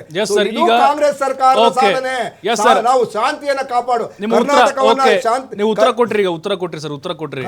ಅಧಿಕಾರ ಹಂಚಿಕೆ ಕಾಂಗ್ರೆಸ್ನಲ್ಲಿ ಬಣಗಳು ಸರ್, ಕಾಂಗ್ರೆಸ್ನಲ್ಲಿ ಬಣಗಳು ಸೃಷ್ಟಿ ಆಗ್ತಾ ಇದೆ. ಒಂದ್ ನಿಮಿಷ, ಬಣಗಳು ನೋಡಿ, ಯಾವಾಗ್ಲೂ ಬಣಗಳು ಅಂತಂದ್ರೆ ಯಾಕೆ ಬಣ, ಎಲ್ಲಿ ಬಣಗಳಿದ್ದು? ನಮ್ದಿರೋದು ಒಂದೇ ಕಾಂಗ್ರೆಸ್ ಬಣ. ಆದ್ರೆ ವಿವಿಧ ಅಭಿಪ್ರಾಯಗಳಿರ್ತವೆ. ಪ್ರತಿಯೊಬ್ಬರು ನಾಯಕರು ಅವನು ನಾಯಕರಾಗಿ ಅವನಿಂದ 10 ಜನ ಇರಬಾರ್ದ? ಹಾಗಾದ್ರೆ ಅವನು ಈಗ ನಮ್ಮಲ್ಲಿ ಒಂದು ಪಾಲಿಸಿ ಮಾಡಿದ್ದೇವೆ, ಯಾರದ ಒಂದು ಸಾಮಾನ್ಯ ಒಂದು ಮಂತ್ರಿ ಸ್ಥಾನ ಕೊಡಬೇಕು ಅಂದ್ರೆ ಅವ್ರಿಗೆ 4 ರಿಂದ 5 ಶಾಸಕರ ಬೆಂಬಲ ಇರಬೇಕು ಅಂತ ಹೇಳಿ. ಕೇವಲ ಒಬ್ರು ಗೆದ್ದವ್ರಿಗೆಲ್ಲ ಕೊಡಕ್ಕಾಗ್ತದಾ? ಹಾಗಲ್ಲ. ಈ ಕೆಲವು ಒಂದು ಜಿಲ್ಲೆನಲ್ಲಿ ಒಬ್ಬೊಬ್ರು ಗೆದ್ದು ಬಂದಿರ್ತಾರೆ, ಅವರೆಲ್ಲ ಕೊಡಕ್ಕಾಗ್ತದಾ? ಕಷ್ಟ ಆಗ್ತದೆ. ಯಾಕೆಂದ್ರೆ ಅವ್ರಿಗೆ 5, ಈಗ ಕೆಲವು ಜಿಲ್ಲೆಗಳಲ್ಲಿ ಚಿಕ್ಕಮಗಳೂರು 5 ಜನ ಬಂದು ಗೆದ್ದಿದ್ದಾರೆ. 5 ಜನ ಗೆದ್ದು ಬಂದ್ರು ನಾವು ಕೊಡ್ಲಿಲ್ಲ ಅಂತ ಅಲ್ಲಿ ಜನ ನಮ್ಮನ್ನು ತಿರಸ್ಕಾರ ಮಾಡೋದಿಲ್ವಾ? ಒಂದು ಗೆದ್ಕೊಂಡ್ಬಂದಿರೋರಿಗೆ ಕೊಟ್ಟಿದ್ದೀರಿ, ನಾವು 5 ಗೆದ್ಕೊಂಡ್ಬಂದಿರೋ ಕೊಟ್ಟಿಲ್ಲ ಅಂತ 5 ಸೀಟ್ಗಳು ಕಳ್ಕೊಳ್ತೀವಿ. ಹಾಗಾಗಿ ಏನು ಯಾವಾಗ್ಲೂ ಒಂದು ನಾಯಕ ಅಂತ ಹೇಳಿದ್ರೆ ನಾಯಕ ಯಾವಾಗ್ಲೂ ಅವ್ರ ತಂಡ ಇಟ್ಕೊಳ್ತಾರೆ. ಅದು ಸರಿ, ಯಾವುದೇ ಪಕ್ಷ ಆದ್ರೂ ಅಕ್ರಾಸ್ ದ ವರ್ಲ್ಡ್, ಪ್ರಪಂಚದಾದ್ಯಂತ ಅದು ಇದ್ದೇ ಇರ್ತದೆ. ಅದನ್ನ ಬಣ ಅಂತ ನಾವು ವ್ಯಾಖ್ಯಾನ ಮಾಡೋದಕ್ಕೆ BJP ಅವರು ಅವರಲ್ಲಿರ್ತಕ್ಕಂಥ ಒಂದು ಭಿನ್ನಾಭಿಪ್ರಾಯಗಳನ್ನು, ನಾಯಕರ ನಡುವೆ ಇರ್ತಕ್ಕಂಥ ಕಿತ್ತಾಟವನ್ನ ಏನು ಮೇಕೆ ತಿಂದು ಇದಕ್ಕೆ ನರಿ ತಿಂದ್ಬಿಟ್ಟು ಮೇಕೆಗೆ ಹೊರಿಸ್ತು ಅಂತಲ್ಲ, ಆ ರೀತಿ BJP ಅವರ ವೈಫಲ್ಯಗಳನ್ನು ನಮ್ಮ ಮೇಲೆ ಹೇರಿಸುವಂತ ಕೆಸರೆರಚುವಂತ ಪ್ರಯತ್ನವನ್ನು ಮಾಡ್ತಾ ಇದ್ದಾರೆ. ನಮ್ಮಲ್ಲಿ ಆ ರೀತಿ ಯಾವುದೇ ಜಗಳಗಳಿಲ್ಲ. ಅಧಿಕಾರ ಬದಲಾವಣೆ ಶತಸಿದ್ಧ ಸರ್. ಹಾಗಾದ್ರೆ ಸೆಪ್ಟೆಂಬರ್ ಅಲ್ಲದೆ ಇದ್ರು ಯಾರು ಹೇಳಿದ್ದು? ಸಂಕ್ರಾಂತಿ ಯಾರು ಹೇಳಿದ್ದು ಅನ್ನುವಂತ ಊಹೆಗಳು ಅಲ್ಲ. ಅದೇನೆ ನಮ್ಮ ಸಿದ್ದರಾಮಯ್ಯ ಸಾಹೇಬರು DK ಸರ್ ಹೇಳಿದ್ದಾರೆ, ಇಮ್ಯಾಜಿನೇಟಿವ್ ಜರ್ನಲಿಸಮ್ ಅನ್ನ ದಯವಿಟ್ಟು ಮಾಡಬೇಡಿ ಅಂತ ಹೇಳಿ. ಓಕೆ, ಮಾಧ್ಯಮ ಸಾಧ್ಯತೆ 100 ಒಂದು ನಿಮಿಷ, ಸಾಧ್ಯತೆ 100 ನಾಳೆ ಪ್ರಧಾನಮಂತ್ರಿ ಇಳಿಬಹುದು. ಯಾಕೆ ಅಂತ ಅವ್ರಿಗೆ ಫುಲ್ ಮೆಜಾರಿಟಿ ಇಲ್ಲ. ಸುಭದ್ರವಾಗಿರ್ತಕ್ಕಂಥ ಸರ್ಕಾರನ ಬೀಳ್ತದೆ ಅಂದ್ರೆ ನಮ್ಮನೆ ನರೇಂದ್ರ ಮೋದಿ ಅವರು ಇಳಿಯೋದಿಲ್ವಾ? So let us discuss about Narendra Modi ಅವರು ಯಾವಾಗ ಇಳಿತಾರೆ ಅಂತ ಹೇಳಿ. ಯಾಕೆಂದ್ರೆ ಅವ್ರಿಗೆ ಲೆಫ್ಟ್ ರೈಟ್ ಅಲ್ಲಿ ಇರ್ತಕ್ಕಂಥ 2 ಕ್ಲಚಸ್ ಗಳಿದೆಯಲ್ಲ, ಆಂಧ್ರ ಬಾಬು ಬಿಹಾರ್ ಬಾಬುಗಳೇನಿದ್ದಾರೆ. ಈಗ ಬಿಹಾರ್ ಎಲೆಕ್ಷನ್ ನಡೆದ ತಕ್ಷಣ ಬಿಹಾರ್ ಎಲೆಕ್ಷನ್ ಸೋಲ್ತಾರೆ, ಬಿಹಾರ್ ಎಲೆಕ್ಷನ್ ಸೋತ ತಕ್ಷಣ ಬಿಹಾರಿ ಬಾಬು ಎಳೆದ್ರೆ ಮೋದಿ ಅವರು ಬಿದ್ದೋಗ್ತಾರೆ. ಸೊ ಹಾಗಾಗಿ ಅವರ ನಿಜವಾಗ್ಲೂ ಕ್ಲಚಸ್ ಅಲ್ಲಿರೋದು, ಸಂಕಷ್ಟದಲ್ಲಿರೋದು, ICU-ನಲ್ಲಿರೋದು ಮೋದಿ ಅವ್ರ ಸರ್ಕಾರ ಅಲ್ಲ. ಬಟ್ ಯಾರು ಗಟ್ಟಿಯಾಗಿ ಕಾಂಗ್ರೆಸ್ ನಾಯಕರು ಹೇಳ್ತಾ ಇಲ್ಲ, ಇನ್ಕ್ಲೂಡಿಂಗ್ ಸಿದ್ದರಾಮಯ್ಯನವರು 5 ವರ್ಷ ಸರ್ಕಾರ ಇರುತ್ತೆ ಅಂತ ಹೇಳಿದ್ದಾರೆ ಸರ್. ಬೇಕಾದ್ರೆ ರೆಕಾರ್ಡ್ ತೆಗೆದು ನೋಡಿ ನೀವು. ಮಾನ್ಯ ಮುಖ್ಯಮಂತ್ರಿಗಳು ಕ್ಲಿಯರ್ ಆಗಿ ಹೇಳಿದ್ದಾರೆ, ನಮ್ಮದೇ ಸರ್ಕಾರ 5 ವರ್ಷ. DK ಶಿವಕುಮಾರ್ ವಿರುದ್ಧ ಹೇಳಿಸಿ ನೋಡೋಣ. ಯಾರು ನೀವು? DK ಶಿವಕುಮಾರ್ ವಿರುದ್ಧ ಹೇಳಿಸಿ. DK ಶಿವಕುಮಾರ್ ಅದೇ ಹೇಳ್ತಾರೆ, ಇಲ್ಲ ಅಂದ್ರೆ ಅವ್ರ ರೆಕ್ಕ ಎತ್ತುತ್ತಾ ಇದ್ರು. ಅಲ್ಲ ಸರ್, 5 ವರ್ಷ ಮುಖ್ಯ ಸಿದ್ದರಾಮಯ್ಯ ಇರ್ತಾರೆ ಅಂತ ಹೇಳಿಸಿ ನೋಡೋಣ. ಒಂದ್ ನಿಮಿಷ, ನೋಡಿ, ಕೆಲವು ಸ್ಟೇಟ್ಮೆಂಟ್ಗಳನ್ನ ಕೆಲವ್ರು ಕೊಡೋದು ಸೂಕ್ತ ಅಲ್ಲ. ಏನಕ್ಕೆ ಕೊಡಬೇಕು? ಹೈಕಮಾಂಡ್ ಮುಖ್ಯಮಂತ್ರಿ ಸ್ಥಾನವನ್ನ ಟೇಬಲ್ ಅಲ್ಲಿ ಚರ್ಚೆ, ಏನು ಸ್ಟುಡಿಯೋದಲ್ಲಿ, ರೋಡಲ್ಲಿ, ಬೀದಿನಲ್ಲ. ಸೊ ಅದಕ್ಕೆ ಆದಂಥ ಒಂದು ಹೈಕಮಾಂಡ್ ಇದೆ, ಅದಕ್ಕೆ ಆದಂಥ ಏನು CLP ಲೆಜಿಸ್ಲೇಟಿವ್ ಪಾರ್ಟಿ ಇದೆ. ಲೆಜಿಸ್ಲೇಟಿವ್ ಪಾರ್ಟಿಲಿ 141 ಶಾಸಕರಿರೋದು, ಅವ್ರು ಕೂತ್ಕೊಂಡು ಯಾರು ತೀರ್ಮಾನವನ್ನು ಮಾಡ್ತಾರೆ, ಯಾರು ಮುಖ್ಯಮಂತ್ರಿ ಆಗಬೇಕು, ಯಾರು ಉಪಮುಖ್ಯಮಂತ್ರಿ ಆಗಬೇಕು ಅಂತ. ಹಾಗಾಗಿ 2023ರಲ್ಲಿ 138 ಶಾಸಕರು ಸೇರಿ 138 ಶಾಸಕರು ತೀರ್ಮಾನ ಮಾಡಿ ಮುಖ್ಯಮಂತ್ರಿಯಾಗಿ ಸಿದ್ದರಾಮಯ್ಯನವರನ್ನ, ಉಪಮುಖ್ಯಮಂತ್ರಿಯಾಗಿ DK ಶಿವಕುಮಾರ್ ಅನ್ನು ಆಯ್ಕೆ ಮಾಡಿದ್ರು. ಇನ್ಕ್ಲೂಡಿಂಗ್ DK ಶಿವಕುಮಾರ್ ಅವರು ಅವ್ರಿಗೆ ಎಂಡೋಸ್ ಮಾಡಿದ್ದಾರೆ, ಸಿದ್ದರಾಮಯ್ಯನವರು ಇವ್ರಿಗೆ ಎಂಡೋಸ್ ಮಾಡಿದ್ದಾರೆ. ದಟ್ ಈಸ್ ಕಾಂಗ್ರೆಸ್ ನಲ್ಲಿ ಈಗ ಶಾಸಕರ ಬೆಂಬಲದ ಆಧಾರದ ಮೇಲೆ CM ಆಯ್ಕೆ ಆಗುವ ಸಹಜ ನಾವು ನೋಡಿದ್ದೇವೆ. 100% ಆ ರೀತಿ ಹೈಕಮಾಂಡ್ ಆಗೋದಾಗಿದ್ರೆ DK ಶಿವಕುಮಾರ್ ಯಾವಾಗೂ ಆಗ್ಬೇಕಾಗಿತ್ತು ಅಂತ ನಿಮ್ಮ ನಾಯಕರೇ ಯಾರು ಹೇಳಿದ ನೋಡಿ. ಸರ್ ಈಗ DK ಶಿವಕುಮಾರ್ ಅವ್ರ ಪರವಾಗಿ ಬ್ಯಾಟ್ ಮಾಡೋರು DK ಶಿವಕುಮಾರ್ ಅವರು ಮುಖ್ಯಮಂತ್ರಿ ಆಗೋದು ಸೂರ್ಯ ಚಂದ್ರ ರೇಸು ಸತ್ಯನೋ ಅವರು ಮುಖ್ಯಮಂತ್ರಿ ಆಗೋದು ಅಷ್ಟೇ ಸತ್ಯ. ಯಾವಾಗ? ಯಾವಾಗ ಕಾಲ ತೀರ್ಮಾನ ಮಾಡ್ತದೆ. ಕಾಲಾಯ ತಸ್ಮಯ ನಮಃ ಅಂತ ಏನ್ ಹೇಳ್ತಾರಲ್ಲ, ಅದನ್ನ ನಾನು ನೀವು ತೀರ್ಮಾನ ಮಾಡಕ್ಕಾಗತ್ತಾ? ಅದು CLP ಏನಿದೆ 140 ಶಾಸಕರು ಇದ್ದಾರೆ, ಅವ್ರು ಕುತ್ಕೊಂಡು ತೀರ್ಮಾನ ಮಾಡ್ತಾರೆ ಈ ರಾಜ್ಯದ ಮುಖ್ಯಮಂತ್ರಿ ಯಾರಾಗಬೇಕು ಅನ್ನುವಂತ ತೀರ್ಮಾನವನ್ನು ಅವ್ರು ಮಾಡ್ತಾರೆ, ಮತ್ತೆ ಹೈಕಮಾಂಡ್ ಮಾಡ್ತಾರೆ. ಅಲ್ಲ, ರಘು ದಡ್ಡೇವ್ರು ಒಬ್ಬರು ಹೇಳ್ಬಿಟ್ರೆ ಆಗ್ಬಿಡ್ತಾರೆ ಅಂತ ಹೆಂಗಾಗ್ತಾರೆ? ಅಲ್ಲ, ಅದೇ ಹೇಳ್ತಾರೆ. ಆಗಲ್ಲ, ಅದೇ ಹೇಳ್ತಾರೆ. ಅದನ್ನ ನಿಮ್ಗೆ DK ಶಿವಕುಮಾರ್ ಅವ್ರ ಶಾಸಕರ ಬೆಂಬಲ ಇಲ್ಲ, ಹಿಂದೆ 10 ಜನ MLA ಗಳು ಕರ್ಕೊಂಬರಕ್ ಆಗಲ್ಲ, ಸಿದ್ದರಾಮಯ್ಯ 100 ಜನ ಇದ್ದಾರೆ, ಅವ್ರು ಬಂದ್ರೆ ಹೇಳ್ತಿದ್ದಾರೆ ಸರ್. ಇದು ಒಂದ್ ನಿಮಿಷ, ಈಗ ಅವರ ಏನೋ ಮಾತಿಗೆ ತಕ್ಕಂತೆ ಅಥವಾ ಅವರ ಮೂಗಿನ ನೇರಕ್ಕೆ ಮಾತಾಡ್ತಾರೆ. ಅವರ ವೈಯಕ್ತಿಕ ಅಭಿಪ್ರಾಯ ತಪ್ಪಲ್ಲ. ಯಾಕೆ ಅಂತಂದ್ರೆ ಪ್ರಜಾಪ್ರಭುತ್ವ ವ್ಯವಸ್ಥೆಯಲ್ಲಿ ಅವರಿಗೆ ಇಷ್ಟ ಬಂದಿದ್ದನ್ನ ಮಾತಾಡುವಂತ, ಪಕ್ಷಕ್ಕೆ ಡ್ಯಾಮೇಜ್ ಆಗದ ರೀತಿ ಮಾತಾಡುವಂತ ಇದನ್ನ ಸಂವಿಧಾನವನ್ನ ಡಾಕ್ಟರ್ BR ಅಂಬೇಡ್ಕರ್ ಬರೆದಿದ್ದಾರೆ. ಸೊ ಹಾಗಾಗಿ ಅವ್ರ ಅಭಿಪ್ರಾಯನ ಮಂಡನೆ ಮಾಡ್ತಾರೆ. ಅವ್ರ ಅಭಿಪ್ರಾಯನೇ ಪಕ್ಷದ ಅಭಿಪ್ರಾಯನ ಅಥವಾ ಅವ್ರ ಅಭಿಪ್ರಾಯ ಸರ್ಕಾರದ ಅಭಿಪ್ರಾಯನ? ಇವಾಗ BR ಪಾಟೀಲ್ ಹೇಳಿದ್ರು, BR ಪಾಟೀಲ್ ಅಭಿಪ್ರಾಯ ಸರ್ಕಾರದ ಅಭಿಪ್ರಾಯನ? ಎವಿಡೆನ್ಸ್ ಕೊಡಿ ಅಂದ್ರೆ ಇಲ್ಲ. ಪ್ರತಿದಿನ BR ಪಾಟೀಲ್ ಅವ್ರು, ನಾನು ಅವ್ರನ್ನ ಬ್ಲೇಮ್ ಮಾಡ್ತಿಲ್ಲ. ಯಾಕೆ ಬಿಜೆಪಿ ಕೈ ಇಟ್ಟವ್ರೆ ಅಂದ್ರೆ ಪ್ರತಿದಿನ ಸಿದ್ದರಾಮಯ್ಯ ಅವ್ರ ಜೊತೆನೇ ಇದ್ರು. ವಾಪಸ್ ನೀವು ಹೋಗಿ ಬಿಜೆಪಿ ಪ್ಲೀಸ್ ಕೇಳಿಸ್ಕೊಳ್ಳಿ. ಬೆಳಗ್ಗೆ ಎದ್ರೆ ಸಿದ್ದರಾಮಯ್ಯನವ್ರ ಜೊತೆ ಇರ್ತಿದ್ರು, ಬೆಳಗ್ಗೆ ಎದ್ರೆ ಮುಖ್ಯಮಂತ್ರಿಗಳ ಜೊತೆ ಇರ್ತಾ ಇದ್ರು. ಈ ಮುಖ್ಯಮಂತ್ರಿ ಜೊತೆ ಇದ್ರು 2 ನಿಮಿಷ ಹೇಳಕ್ ಆಗ್ತಿರ್ಲಿಲ್ವಾ? ಆದ್ರೂ ಯಾರೋ ಮಾತಾಡಿದ ಆಫೀಸರ್ ರೆಕಾರ್ಡ್ ಮಾಡ್ಕೊಂಡು ಇವ್ರು ಕೊಡ್ತಾರೆ ಅಂದ್ರೆ ಇವ್ರ ಮೇಲೆ ಯಾವ ರೀತಿ ಪ್ರೆಷರ್ ಇರ್ಬೋದು ಯೋಚನೆ ಮಾಡಿ. ಎಷ್ಟು ದೊಡ್ಡ ಪ್ರೆಷರ್ ಇರ್ಬೋದು ಇವ್ರಿಗೆ, ಸರ್ಕಾರವನ್ನ ಬೀಳ್ಸಕ್ಕೆ, ಸರ್ಕಾರಕ್ಕೆ ಕೆಟ್ಟ ಹೆಸರು ತರೋದಕ್ಕೆ ಎಷ್ಟು ಇದನ್ನ ಇವರು ಪಿತೂರಿ ನಡೆಸ್ತಾ ಇರ್ಬೋದು ಅಂತ ನೀವು ಯೋಚನೆ ಮಾಡಿ. ಖಂಡಿತ. ಕುಮಾರ್ ಅವರು, ಈಗ ಈ ಕಾಂಗ್ರೆಸ್ನ ಈ ಬೆಳವಣಿಗೆ ನೋಡ್ತಾ ಇದ್ರೆ ನಿಮಗೆ ಗ್ಯಾರಂಟಿ ಕೊಡ್ತಾ ಇದೀವಿ ನಾವು, 52,000 ಕೋಟಿ ಹೋಗ್ತಾ ಇದೆ. ಈಗ ಶಾಸಕರು ಆರೋಪ ಮಾಡ್ತಿರೋದು ಇವರು ಸುಳ್ಳು ಅಂತ ಹೇಳ್ತಿದ್ದಾರೆ, ನಿಮ್ಮ ಮೇಲೆ ಎತ್ತಿ ಕಟ್ಟುವಂತ, ಅಂದರೆ ನೀವು ಎತ್ತಿ ಕಟ್ತಾ ಇದ್ದೀರಿ ಅಂತ ಹೇಳ್ತಾ ಇದ್ದಾರೆ. ಅಂದರೆ ಈಗ ನುಣುಚಿಕೊಳ್ಳುವಂಥ ಪ್ರಯತ್ನ ಕಾಂಗ್ರೆಸ್ನಿಂದ ಆಗ್ತಾ ಇದೆಯಾ ಅಂತ ಹೇಳಿ, ಅಂದರೆ ಅವರ ಅಸಮಾಧಾನವನ್ನು ಈಗ ಸುಮ್ಮನೆ ಬೇಕಾಬಿಟ್ಟಿಯಾಗಿ ಅದರ ರಾಜಕೀಯವಾಗಿ ಡೈವರ್ಟ್ ಮಾಡ್ತಿದಾರ ಅಂತ. ಡೆಫಿನೆಟ್ ಆಗಿ ಸರ್, ಯಾಕಂದ್ರೆ ಪ್ರತಿಯೊಂದು ಸರ್ಕಾರಕ್ಕೂ ಹೊಣೆಗಾರಿಕೆ ಇರುತ್ತೆ. ನಾವು ಪ್ರತಿ ಸತಿನೂ ಪ್ರತಿಪಕ್ಷವಾಗಿ ಕೇಳ್ತಾ ಇರುವಂಥದ್ದು ಆಗಿರುವಂಥ ಹಗರಣಗಳಾಗ್ಬೋದು, ಅಸಮರ್ಥತೆ ಆಗ್ಬೋದು, ಇದಕ್ಕೆ ಹೊಣೆಗಾರರು ಯಾರು ಅಂತ ಅಂದ್ಬಿಟ್ಟು ಇದೆಲ್ಲ ಉಟ್ಕೊಂಡಿದ್ದು ಯಾವಾಗ? ವಸತಿ ಇಲಾಖೆಯಲ್ಲಿ ನಡೆದಂಥ ಬ್ರಹ್ಮಾಂಡ ಭ್ರಷ್ಟಾಚಾರದ ಮೇಲೆ ಹೊಣೆಗಾರರು ಯಾರು ಅಂತಂದಾಗ, ಸರ್ ಇಲ್ಲಿ ಪ್ರತಿ ಸತಿನೂ ಯಾವುದಾದ್ರೂ ಇದು ಭ್ರಷ್ಟಾಚಾರ ಆಯಿತು ಅಂತಂದರೆ ಇದರಲ್ಲಿ ಯಾವಾಗಲೂ ಒಂದು ಸ್ಟ್ಯಾಂಡ್ ಅವ್ರು ಫಾಲೋ ಮಾಡ್ಕೊಂಡು ಬಂದಿರೋ ಅಂತಂತಂದರೆ, ನಾನು ಸಚಿವನಾಗಿ ಆ ಖಾತೆ ಸಚಿವನಾದರೂ ಕೂಡ ನನಗೂ ಅದಕ್ಕೂ ಸಂಬಂಧ ಇಲ್ಲ, ಪ್ರತಿಯೊಂದನ್ನು ಅಧಿಕಾರಿಶಾಹಿಗಳ ಮೇಲೆ ಹೋಗುವಂಥದ್ದು. ಈ ಸರ್ಕಾರದಲ್ಲಿ ಬರೀ ಅಧಿಕಾರಿಶಾಹಿಗಳು ಮಾತ್ರ ತಪ್ಪು ಮಾಡ್ತಾ ಇದ್ದಾರೆ ಹೊರತು they are the part of the system. ಯಾರು ಇನ್ಸ್ಟ್ರಕ್ಷನ್ಸ್ ಮೇಲೆ ಕೆಲಸ ಮಾಡ್ತಾ ಇದ್ದಾರೆ, ಅವರು ಯಾವ ಸರ್ಕಾರದ ನೇತೃತ್ವದಲ್ಲಿ ಕೆಲಸ ಮಾಡ್ತಾ ಇದ್ದಾರೆ, ಅದು ಮೂಢ ಆಗಿದ್ದಾಗಲೂ ಕೂಡ ಅಧಿಕಾರಿಗಳನ್ನೇ, ವಾಲ್ಮೀಕಿ ಹಗರಣ ಆಗಿದ್ರು ಕೂಡ ಅಧಿಕಾರಿಗಳನ್ನೇ, ವಸತಿ ಹಗರಣ ಆಗಿದ್ರು ಕೂಡ ಅಧಿಕಾರಿಗಳನ್ನೇ, RCB ಕಾಲ್ ತುಳಿತಾ ಆದ್ರೂ ಕೂಡ ಅದು ಅಧಿಕಾರಿಗಳದೇನೆ. ಹಾಗಾದ್ರೆ ಆಳುವ ಸರ್ಕಾರದ ಹೊಣೆ ಏನು ಸರ್ ಅದಲ್ಲಿ? ಆಳುವ ಸರ್, ನಾನು ಮೊದಲಿಂದನೂ ಈ ಸರ್ಕಾರ ಬಂದಾಗಿಂದ ನಾವು ಹೇಳ್ತಾ ಇದ್ದಂಥದ್ದು, ಇದು ಕರ್ನಾಟಕವನ್ನ ಒಂಥರ ATM ಸರ್ಕಾರ ತರ ಮಾಡ್ಕೊಂಡ್ಬಿಡ್ತಾರೆ, ಎನಿ ಟೈಮ್ ಮನಿ. ಇವ್ರಿಗೆ ಯಾವಾಗ ಏನೇನಾಗುತ್ತೋ ಅವಾಗೆಲ್ಲನೂ ಸಂಪನ್ಮೂಲ ಕ್ರೋಢೀಕರಣಕ್ಕೆ ರಾಜ್ಯವನ್ನು ಮಾಡುವಂಥದ್ದು. ಸರ್, ಈಗ ರೀಸೆಂಟ್ ಆಗಿ ಒಬ್ಬ ನಿಂಗಪ್ಪನ ಒಬ್ಬ ಕಾನ್ಸ್ಟೇಬಲ್ ಅನ್ನೋನು ಇದಾಗ SP ಲೋಕಾಯುಕ್ತ ಶ್ರೀನಾಥ್ ವಸಿಷ್ಠ ಅನ್ನೋರು ಕ್ರಿಪ್ಟೋ ಕರೆನ್ಸಿ 5 ಕೋಟಿ ಅದು ಸಿಕ್ಕಿದಂಥದ್ದು, ಬರ್ದಿದಂಥದ್ದು, ಯಾರ್ಯಾರು ಸಚಿವರಿದ್ದಾರೆ ಯಾರ್ಯಾರಿದ್ದಾರೆ ಅನ್ನೋದು ಬರ್ದಿದಂಥದ್ದು. ಏನಾಯ್ತು ಸರ್ ಅದಲ್ಲಿ? ಯಾವುದೂ ಇಲ್ಲ. ಇದೇ ಮುಚ್ಚಾಗ್ತಾ ಇರುವಂಥದ್ದು. ಆಮೇಲೆ ರಾಜು ಕಾಗೆ ಅಂತ ಹೇಳ್ತಾರೆ, ನಾನು ರಾಜೀನಾಮೆ ಕೊಡಕ್ಕೆ ಹಂಗಂದ್ರೆ ಇವ್ರು ಹೇಳ್ತಾರಲ್ಲ, ಇವರು BJP ED CBI ಅಂತ. ಹಾಗಾದ್ರೆ ಅವ್ರು 3 ಆ ಥರ ಅಂದ್ರೆ ಯಾಕೆ ಕಾಂಗ್ರೆಸ್ನವರ ಸರ್ಕಾರದ ಕಿತ್ತಾಕ್ಬಿಡ್ಲಿ ಅವ್ರನ್ನ, 3 ಜನ ಸಸ್ಪೆಂಡ್ ಮಾಡ್ಬಿಡ್ಲಿ. ನೀವು BJP ಪರವಾಗಿದ್ದೀರಾ, ED ಪರವಾಗಿ, ಈ CBI ಪರವಾಗಿ ಮಾತಾಡ್ತಾ ಇದ್ದೀರಾ. ಆದ್ರಿಂದ ನೀವು ನಮ್ಮ ಪಕ್ಷಕ್ಕೆ ಅದನ್ನ ಅಧಿಕೃತವಾದ ನೀವು ವರದಿ ಅಲ್ಲ ನಿಮ್ದು, ನೀವು ಮಾತುಗಳು ಅಧಿಕೃತವಾಗಲ್ಲ ಅಂತ ಪಕ್ಷದಿಂದ ಕಿತ್ತಾಕಕ್ಕಾಗತ್ತಾ ಸರ್? ನಾವು ಹೇಳ್ತಾ ಇರೋವಂಥದ್ದು ಸರ್ಕಾರ ಮಾಡಿ ನೀವಂತ ಹೇಳ್ತಾ ಇರೋವಂಥದ್ದು, ಯಾವ್ದಾದ್ರೂ ಅಭಿವೃದ್ಧಿ ಮಾಡಿ ಅಂತ ಏನೂ ಮಾಡ್ದಿರಾನೆ ಬರೀ ಪೇಪರ್ನಲ್ಲಿ ಅಡ್ವರ್ಟೈಸ್ಮೆಂಟ್ ಕೊಟ್ಕೊಂಡು ನಾವು ಮಾಡಿದ್ವಿ ಅಂತಂದ್ರೆ ಜನಸಾಮಾನ್ಯರ ಬದುಕು ತಾವೇ ನೋಡ್ಬೋದಲ್ಲ ಸರ್ ಏನಾಗಿದೆ ಅಂತ. ಅದು ಬೆಲೆ ಏರಿಕೆ ಆಗಿರ್ಬೋದು, ವಿದ್ಯುತ್ ಇದಾಗಿರ್ಬೋದು, ಸ್ಟ್ಯಾಂಪ್ ಡ್ಯೂಟಿ ಆಗಿರ್ಬೋದು, ಜನನ ಮತ್ತು ಮರಣ ಪತ್ರ ಆಗಿರ್ಬೋದು, ಮುದ್ರಾಂಕ ಶುಲ್ಕ ಆಗಿರ್ಬೋದು, ಯಾವುದನ್ನು ನೀವು ಸರಿ ಮಾಡಿದ್ದೀರಾ ನೀವು ಅದಲ್ಲಿ? ಇದನ್ನ ನಾವು ಜನ ಪ್ರಶ್ನೆ ಮಾಡ್ತಾ ಇರಬೇಕಾದಾಗ BJP ಅವರ ಅರೆ ನಿಮ್ಗೆ ಕಿವಿ ಇಂಡೋ ಕೆಲಸ ನಾವು ಅದು ಮಾಡ್ತಾ ಇದೀವಿ, ಸರಿ ಮಾಡಿ, ಇದು ಜನ ವಿರೋಧಿ ಇದೆ ಅಂತ ಮಾಡ್ತಾ ಇದ್ದೀವಿ. ವಸತಿ ಇಲಾಖೆದು ನೀವೇನು ಇಷ್ಟೊಂದು ಅಂತ ಹೇಳ್ತಾ ಇದ್ದೀರಲ್ಲ ಸರ್, ಅಲ್ಲಿ ಬಡವರ ಮನೆ ಅದು, ಬಟ್ ನಾವು ಇಷ್ಟು ಲಕ್ಷ ಕೊಟ್ವಿ ಅಷ್ಟು ಲಕ್ಷ ಕೊಟ್ವಿ ಅಂತ. ಸರ್, ಸಾಮಾನ್ಯವಾಗಿ ವಿಲೇಜ್ ಪಂಚಾಯತ್ ಮಾಡಿದಂಥ ಮಾಧ್ಯಮಗಳು ಮಾಡಿದಂಥ ಬೇರೆ ಬೇರೆ ಪ್ರಕರಣದಲ್ಲಿ ಜನರೇ ಹೇಳ್ತಾ ಇದ್ದಾರಲ್ಲ, ನಾವು ಇದನ್ನ ದುಡ್ಡು ಕೊಟ್ವಿ ಅಂತ. ಇದನ್ನ ಹೊಣೆಗಾರಿಕೆ ಯಾರು?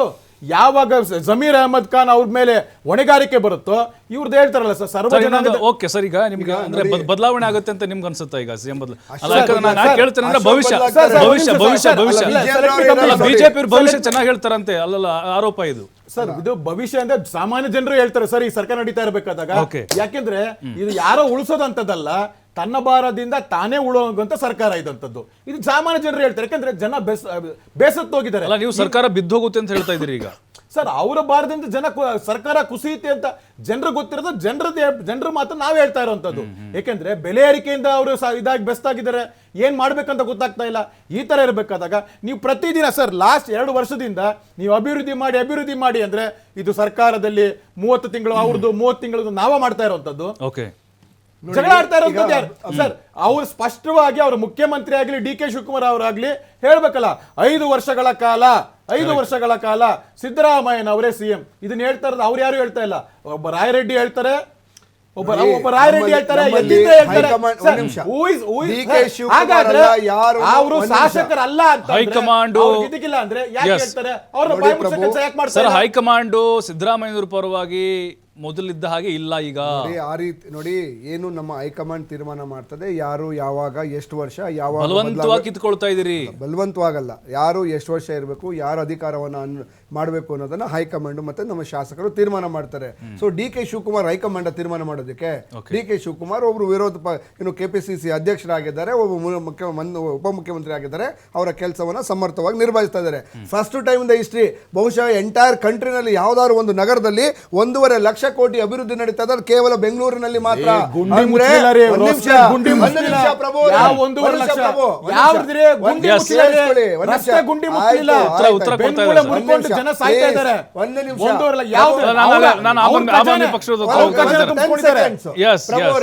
ನೀವು 1 ನಿಮಿಷ, ನೀವು ಮಾಧ್ಯಮದಲ್ಲಿ ನಿನ್ನೆ ಬಂದಿರೋರಲ್ಲ, ಕಳೆದ 10 ವರ್ಷದ ಮೇಲೆ ಇದ್ದೀರಾ ನೀವು. ಹಿಂದಿನ ಬಿಜೆಪಿ ಸರ್ಕಾರದಲ್ಲಿ ಗುಂಡಿಗೆ ಬಿದ್ದು 37 ಜನ ಅಮಾಯಕರು ಸತ್ರು ಅಂತ ಡೈಲಿ ತೋರಿಸ್ತಿದ್ರಿ. ನಮ್ಮ ಸರ್ಕಾರ ಬಂದ ಮೇಲೆ ಯಾವ್ದಾದ್ರು ಒಂದು ಗುಂಡಿಯಿಂದ ಸತ್ತಿದ್ದಾರೆ ಅಂತ ನೋಡಿದ್ದೀರಾ? ಯಾವ್ದಾದ್ರು ಒಂದು ನೋಡಿ, ಯಾವ ಯೋಜನೆ ಮಾಡಿದ್ದೀರಾ? ಯಾವ ಯೋಜನೆ ಮಾಡಿದ್ದೀರಾ ಹೇಳಿ? 1 ಲಕ್ಷ ಅಂತ ಹೇಳ್ತೀರಾ, ಯಾವ ಯೋಜನೆ ಮಾಡಿದ್ದೀರಾ? ಹೇಳ್ತೀನಿ. ಈಗ 38 ಜನ ಅಮಾಯಕರನ್ನ ಜೀವ ಬಲಿ ಕೊಲೆ ಮಾಡಿದಂತ ಬಿಜೆಪಿ ಸರ್ಕಾರ, ನಮ್ಮ ಸರ್ಕಾರದಲ್ಲಿ ಯಾವ್ದಾರ ಒಂದು ಗುಂಡಿಯಿಂದ ಸತ್ತಿದ್ದಾರೆ ಅಂತ ನೋಡಿದ್ದೀರಾ? ಇದು ಬಿಜೆಪಿ ಸರ್ಕಾರ. ಅವರು ಅಭಿವೃದ್ಧಿಯನ್ನ ಮಾಡದೆ 40% ತಿಂದು ಕೈಗೆ. 1 ನಿಮಿಷ, ಬೆಂಗಳೂರಿಗೆ ಕಾವೇರಿ ನೀರು ಕೊಟ್ಟಿದ್ದೀವಿ, ಕಾವೇರಿ ನೀರು ಐದನೇ ಅಂತ ಕೊಟ್ಟಿದ್ದಾರೆ. ವೈಟ್ ಟಾಪಿಂಗ್ 2,000 ಕೋಟಿ ವೈಟ್ ಟಾಪಿಂಗ್ ಮಾಡಿದ್ದೀವಿ. 6,000 ಕೋಟಿ ರೂಪಾಯಿ ನಡೀತಾ ಇದೆ. ಕೇಂದ್ರ ಸರ್ಕಾರ ಬೆಂಗಳೂರಿಗೆ ಅವ್ರ ಮನೇಲಿ ಆಗಿರೋದ್ರೆ ಅವ್ರ ಖಜಾನೆ ತುಂಬಿರೋಂಥದ್ದು, ಅವ್ರ ಖಜಾನೆ ತುಂಬಿರೋಂಥದ್ದು ಜನರಿಗೇನು ಹೋಗಿಲ್ಲ. ಸರ್, ಈ ಸರ್ಕಾರದಲ್ಲಿ ಕೇಂದ್ರ ಸರ್ಕಾರ ಬೆಂಗಳೂರಿಗೆ ದ್ರೋಹ ಬಂದಿದೆ. ರಾಜ್ಯಕ್ಕೆ ದ್ರೋಹ ನೇರವಾದ ಒಂದು ಪ್ರಶ್ನೆ ಕೇಳಿದ್ರಿ, ಆಗ್ತಾರ ಇಲ್ವಾ ಅಂತ. ನೀವು ಈಗ ತಾನೇ ತಾವು ತೋರಿಸಿದ ದೃಶ್ಯಾವಳಿನಲ್ಲಿ ಸೂಕ್ಷ್ಮ ಗಮನಿಸಿದ್ರೆ ಸಿದ್ದರಾಮಯ್ಯನವರು ಹೇಳಿದ್ರು ನಮ್ಮ ಸರ್ಕಾರ ಇರುತ್ತೆ ಅಂತ. ನಮ್ಮ ಸರ್ಕಾರ ಅಂದ್ರೆ ಕಾಂಗ್ರೆಸ್ ಸರ್ಕಾರ, ದಟ್ ಈಸ್ ನಾಟ್ ಸಿದ್ದರಾಮಯ್ಯ ಸರ್ಕಾರ. ಆಮೇಲೆ ಇದುವರೆಗೂ ಎಲ್ಲೂ ಡಿ ಕೆ ಶಿವಕುಮಾರ್ ಅವರು ನಾನು ಉಳಿದ ಭಾಗಕ್ಕೆ ಅರ್ಧ ಭಾಗಕ್ಕೋ 1 ವರ್ಷಕ್ಕೋ ಮುಖ್ಯಮಂತ್ರಿ ಆಗ್ತೀನಿ ಅಂತ ಅವರೆಲ್ಲೂ ಹೇಳಿಲ್ಲ. ಸಿದ್ದರಾಮಯ್ಯನವರು ಪೂರ್ತಿ ನಾನೇ ಇರ್ತೀನಿ ಅಂತ ಹೇಳಿಲ್ಲ. ಅವ್ರ ಹಿಂಬಾಲಕರು, ಅವ್ರ ಪರವಾಗಿರೋರು ಹೇಳ್ತಾ ಇದ್ದಾರೆ ಹೊರತು ಇದು ಇದಾಗಿದೆ. ಜೊತೆಗೆ ಡಿ ಕೆ ಶಿವಕುಮಾರ್ ಅವರು ಕಾಂಗ್ರೆಸ್ ಪಕ್ಷದ ರಾಜ್ಯಾಧ್ಯಕ್ಷರಾಗಿದ್ದಾಗ ಒಂದು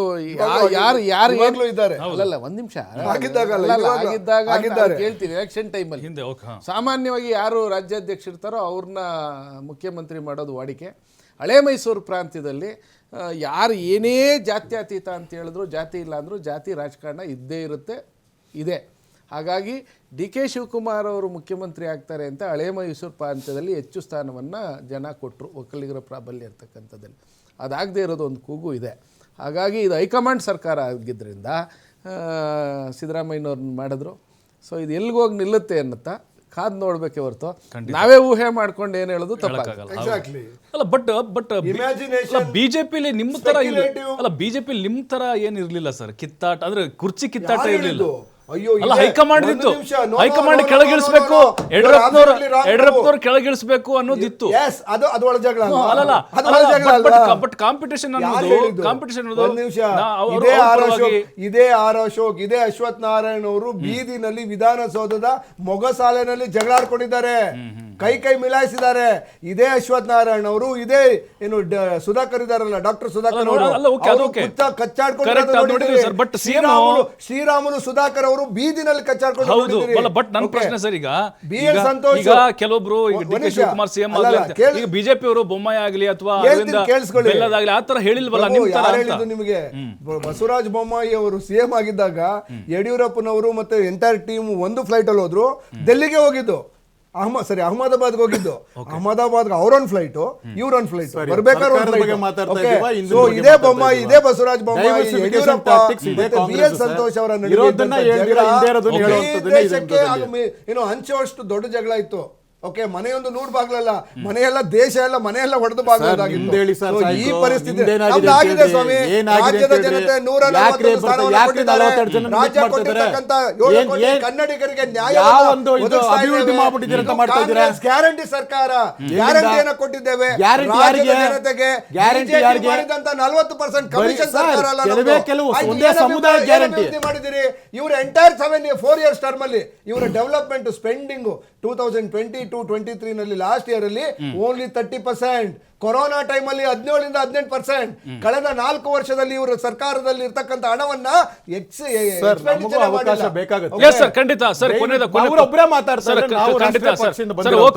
ನಂದೀಗ ನಾನು ನೋಡಿ ಸರ್, ಸಿದ್ದರಾಮಯ್ಯ ಹೇಳ್ಬೋದಲ್ವಾ ನೀವು ಪ್ರಶ್ನೆ